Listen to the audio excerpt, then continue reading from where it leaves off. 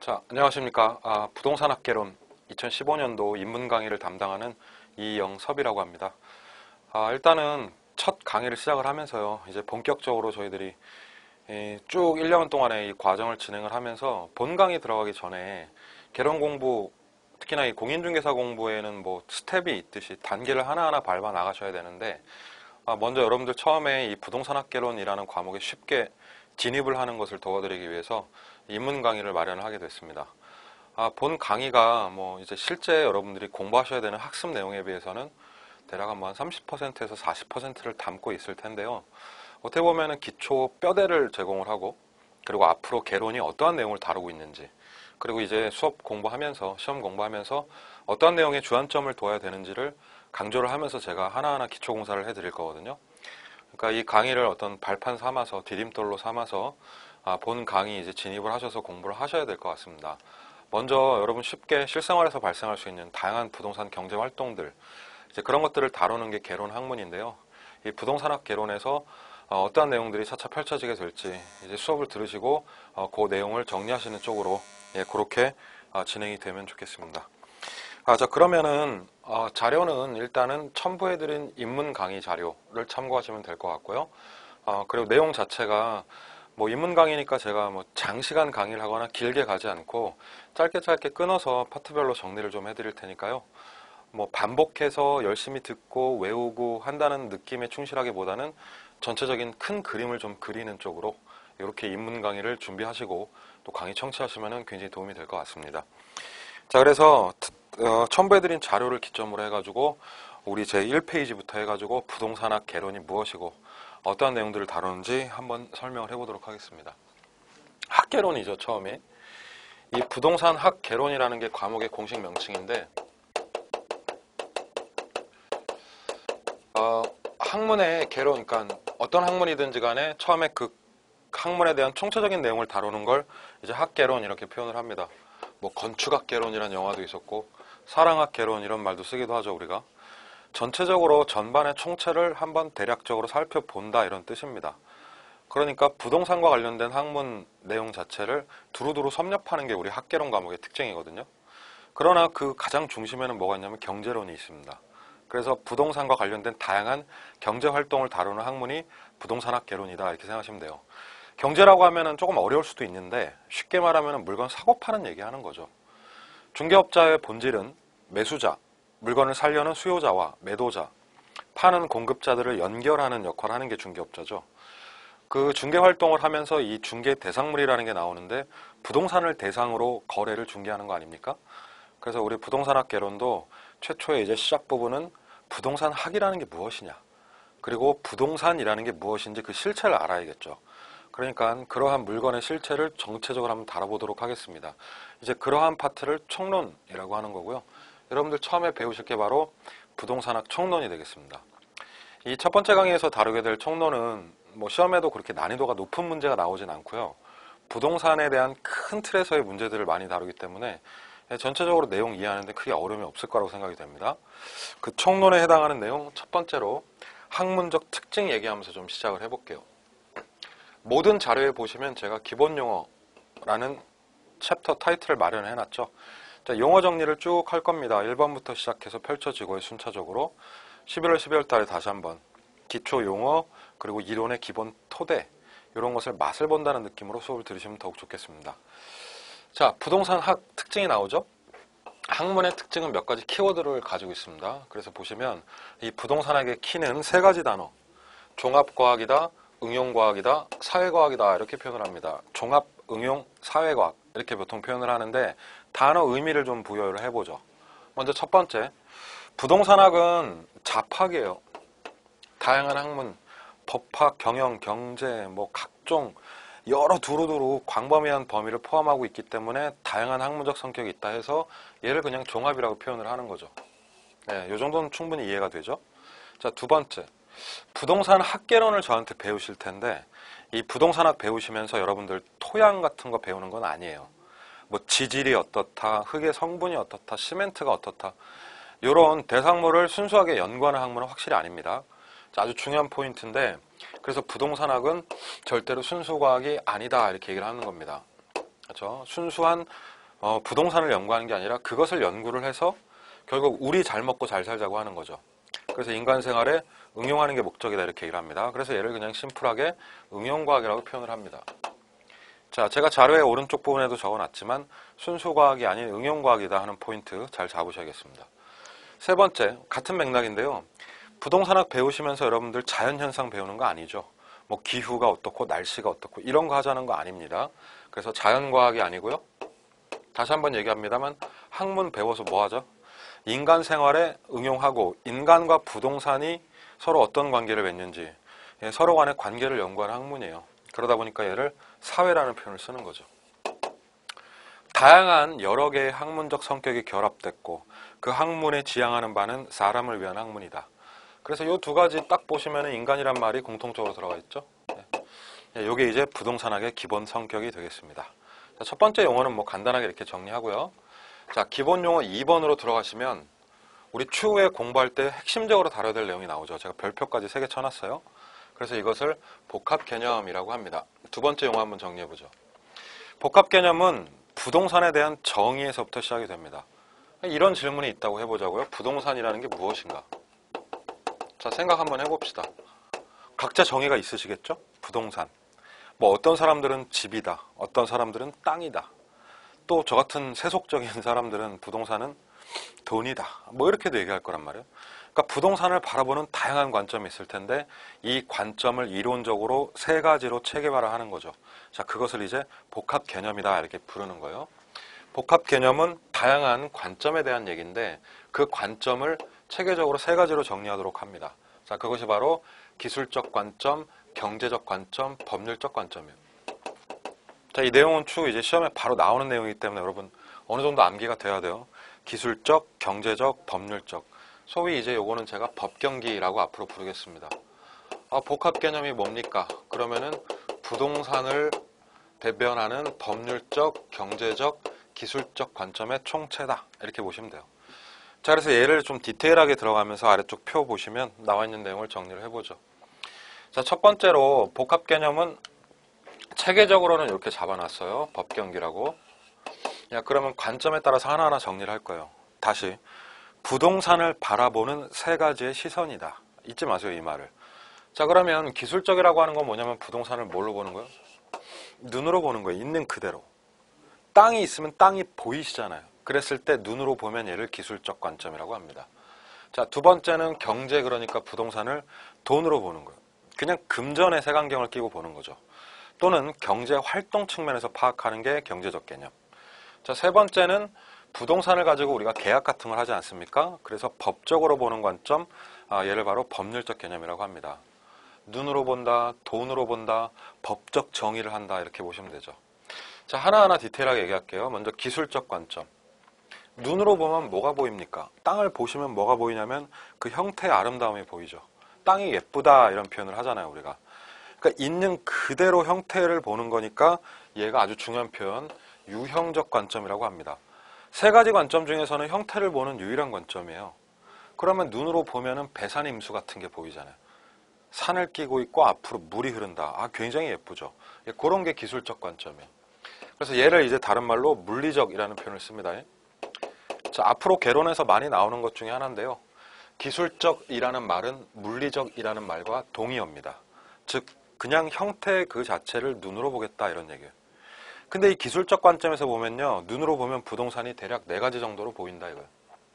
첫 번째는 그게 창출하고 있는 아름다운 공간, 그리고 그 자체의 자연, 그리고 그것이 차지하고 있는 입지, 위치, 그리고 그걸 둘러싸고 있는 환경적 관점. 그래서 공간, 자연, 위치, 환경 따위 등으로 부동산을 보는 것을 기술적 관점이라고 합니다. 자, 두 번째, 경제적 관점이라는 건 부동산을 뭘로 보는 거예요? 돈으로 보자 이거죠. 경제 활동으로.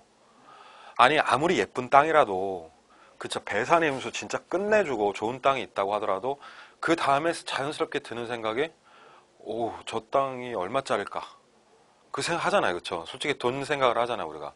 그러면은 우리 시선이 기술적 관점에서 경제적으로 바뀌는 거예요. 자, 그럴 때 경제 활동의 잣대를 끼고 본다 이거죠. 경제 활동이라는 건 사실 형태가 없어요.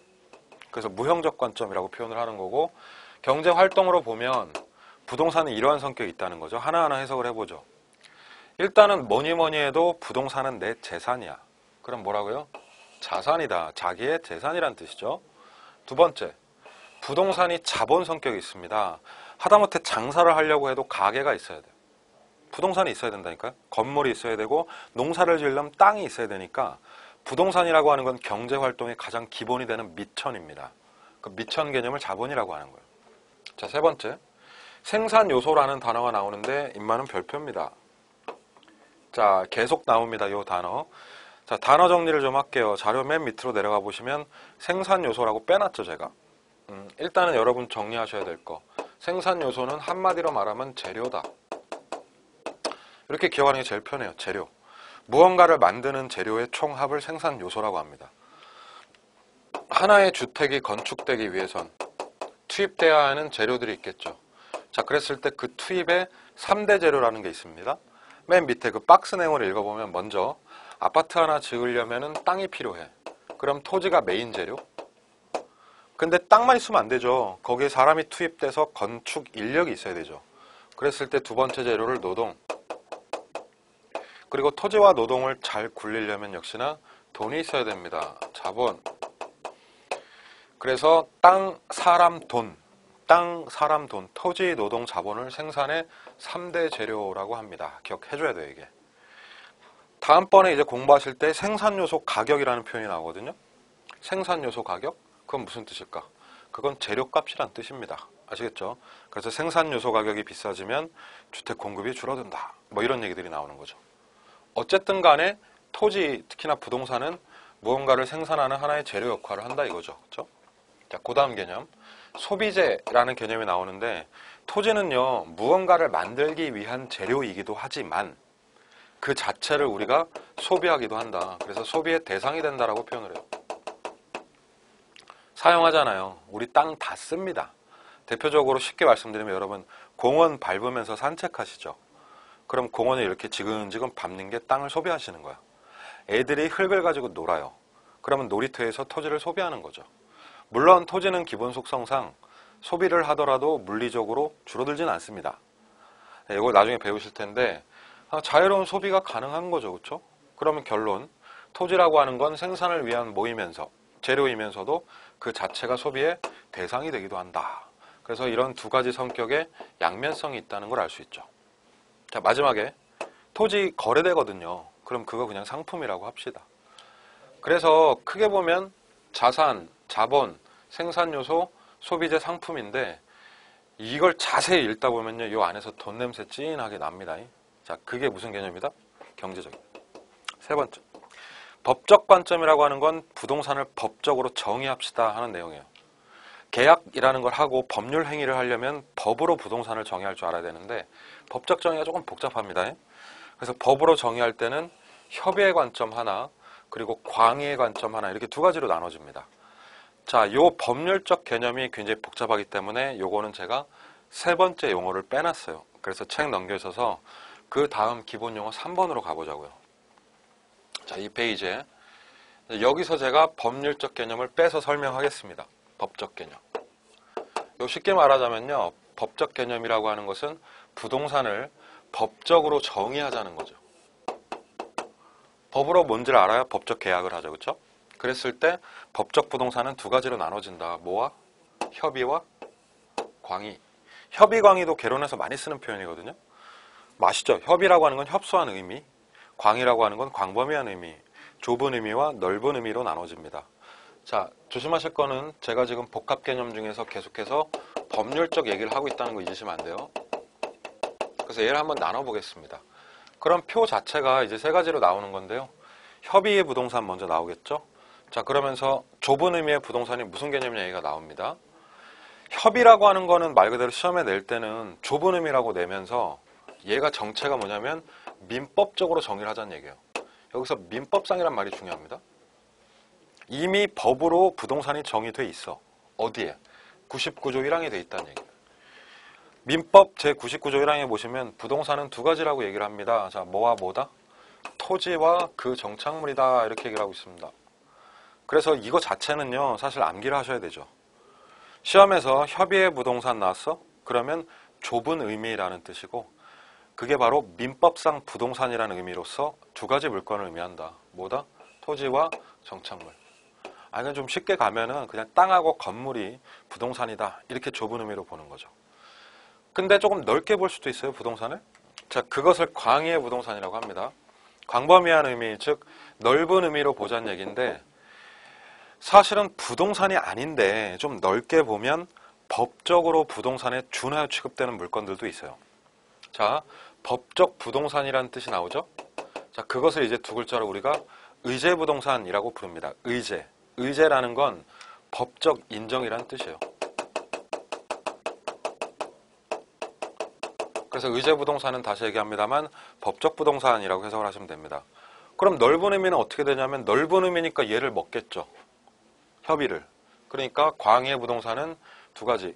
협의 플러스 뭐다? 준부동산으로 구성이 된다. 그럼 도대체 준이 뭔데? 준은요, 부동산에 어떻게? 준하여 법적으로만 취급되는 물건들이 있다는 거예요, 현실적으로. 자, 준부동산이 뭔지 설명을 드릴 건데 넘어가기 전에 한번 정리를 하자고요. 법적으로 부동산을 봤을 땐 협의와 광의가 있다. 근데 우리가 좁은 의미로 부동산을 얘기할 땐 민법 정의대로 가자. 99조 1항. 두 가지만 가자. 토지와 정착물. 근데 광의로 좀 넓은 의미로 가니까 이 협의 받고 하나 더 들어가는 놈의 이름이 뭐다? 준부동산. 얘를 다른 말로 의제부동산이라고 하는데 그놈은 법적 부동산이라는 뜻이다. 이거. 그럼 준부동산 한번 파봅시다. 얘가 뭔지. 같은 뜻이에요. 준부동산, 의제부동산 동의어입니다. 부동산에 준하여 취급된다 해서 준부동산이에요.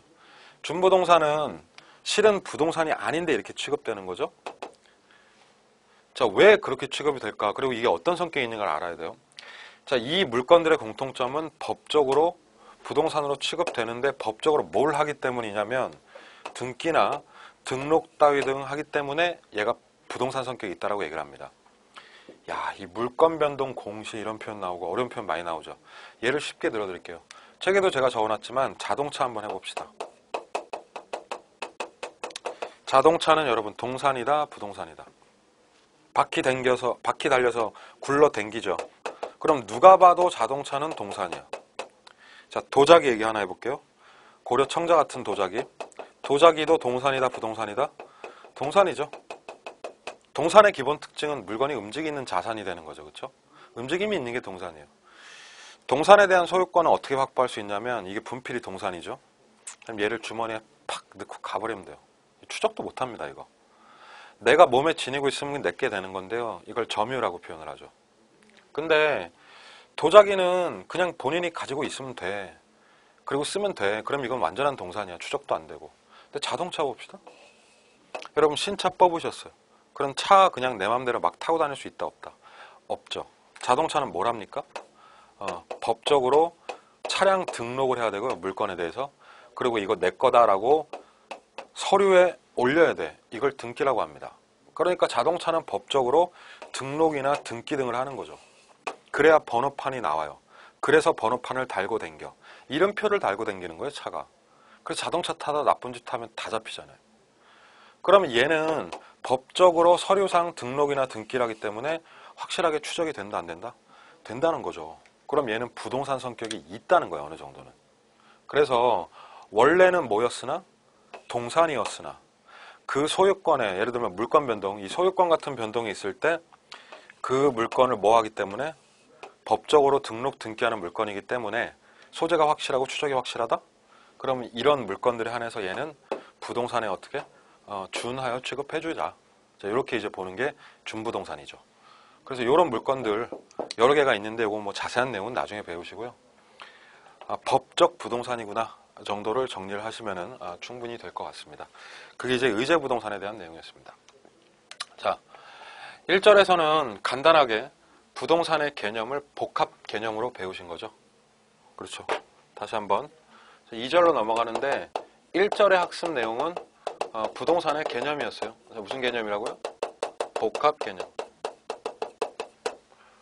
법적, 경제적, 기술적 관점. 기술적, 눈으로 보고, 경제적, 돈으로 보고, 법적, 법적으로 정의하고. 자, 2절로 넘어와서는요. 그러면 부동산이 어떻게 분류가 되는지 특히나 부동산 분류 중에 땅 분류 얘기를 좀 합시다. 토지의 분류도 한 문제가 시험에 잘 나오죠. 단독으로. 그리고 얘는 굉장히 쉬운데 학습의 특징이 뭐냐면 여러 개의 땅 종류가 제시가 되는데 이걸 세트로 몇 개를 묶어서 설명할 거예요. 그래서 양자 비교하는 문제도 많이 나옵니다.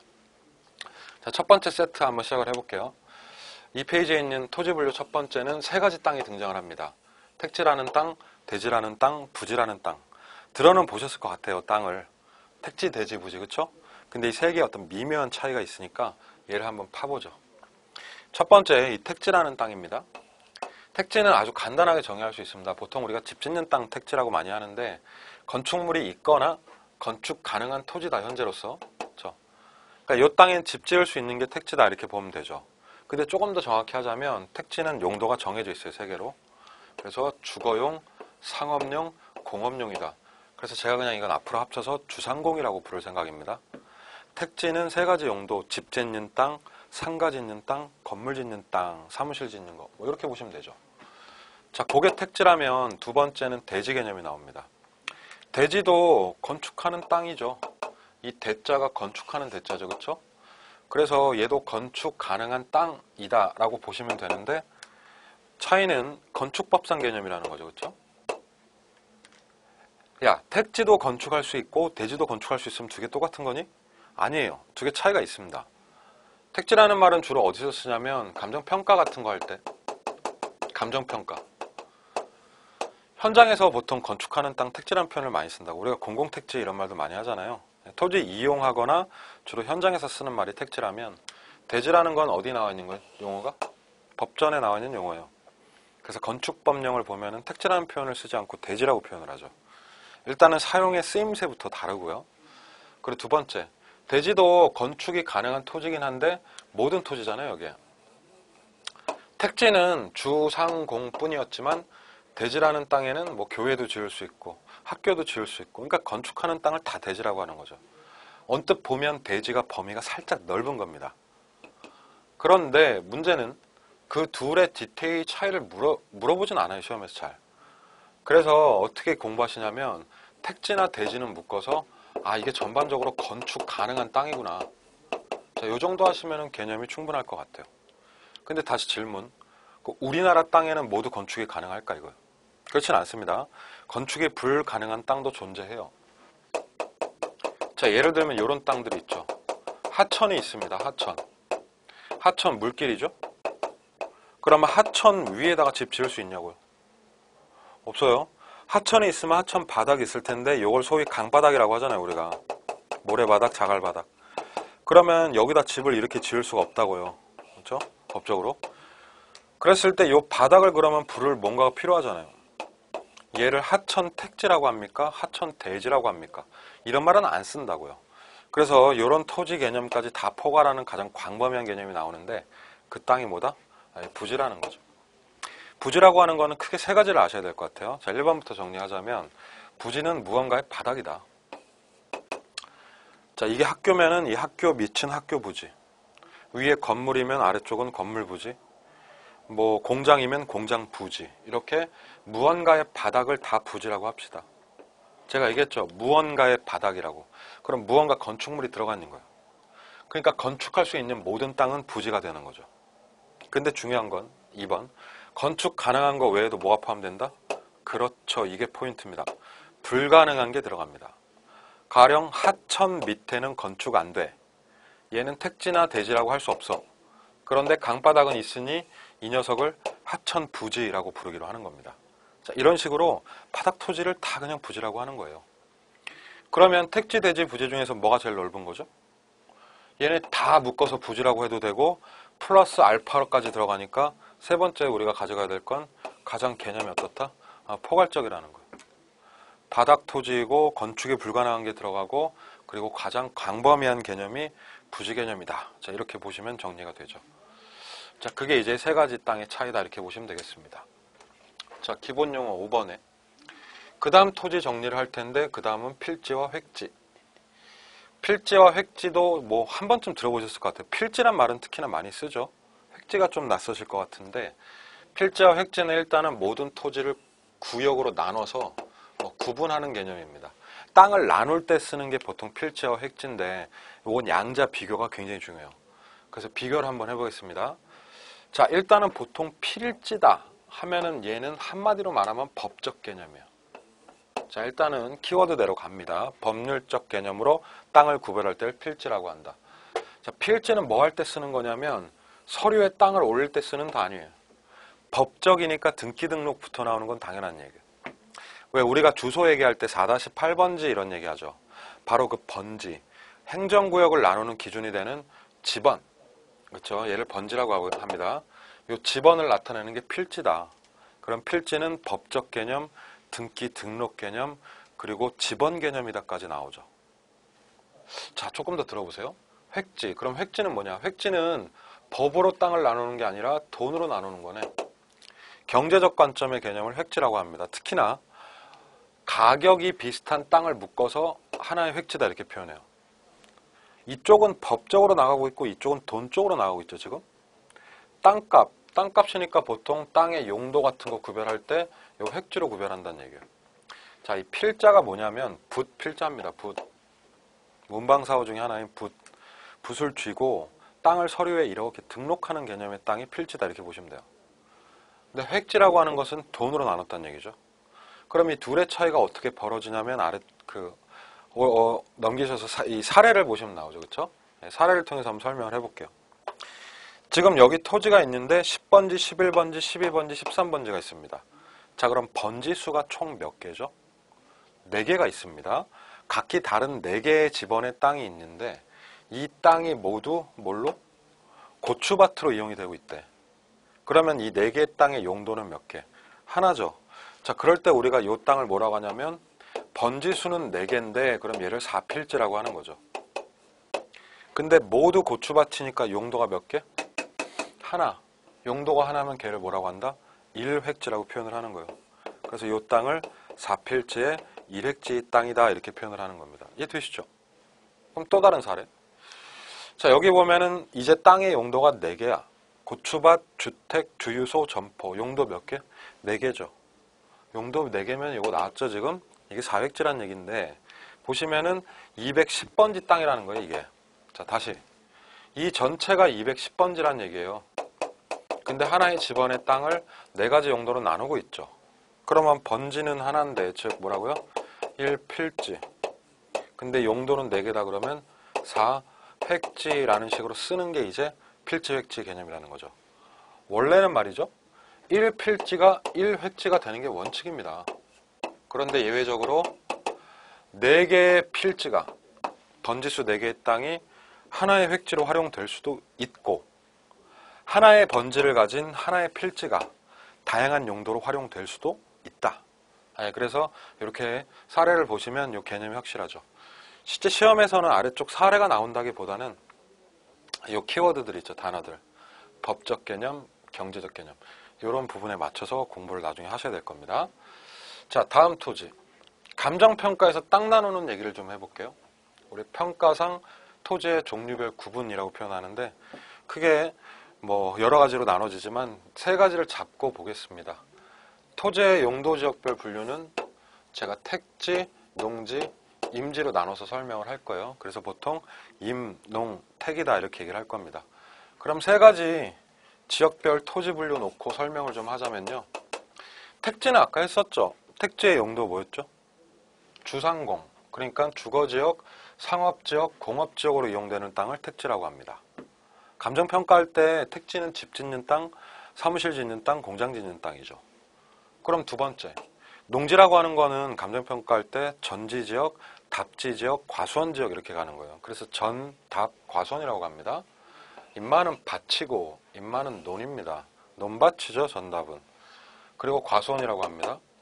임지라고 하는 건 2가지가 있는데요. 신탄림, 땔감용 목재를 구하는 임야, 수풀이고 또 하나는 가구용 목재를 구하는 수풀이다 이렇게 되는 거죠. 그래서 기본적으로 평가에서, 감정평가에서 용도적 분류하는 거 아셔야 돼요. 택지, 농지, 임지, 그리고 그 상태에서 택지는 주상공, 농지는 전답, 과수원 이렇게 되는 거죠.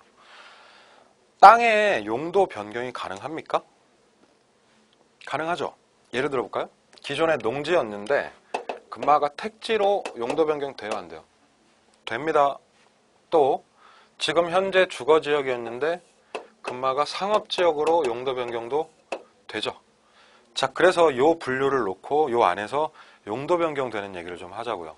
자, 그것이 바로 후보지와 이행지 개념. 공통점이 있어. 두 토지는 모두 공통적으로 용도 변경이 현재 어떻게 진행 중인 땅을 구별하는 개념이에요. 용도 변경 두 가지로 그려놨잖아요, 지금. 농지에서 택지, 임지에서 농지, 즉 대분류 사이에서 왔다 갔다 하거나, 자, 얘를 대분류라고 합니다. 아니면 택지를 콕 찍어. 그래서 그 안에서 왔다 갔다 하거나, 이걸 소분류라고 하죠.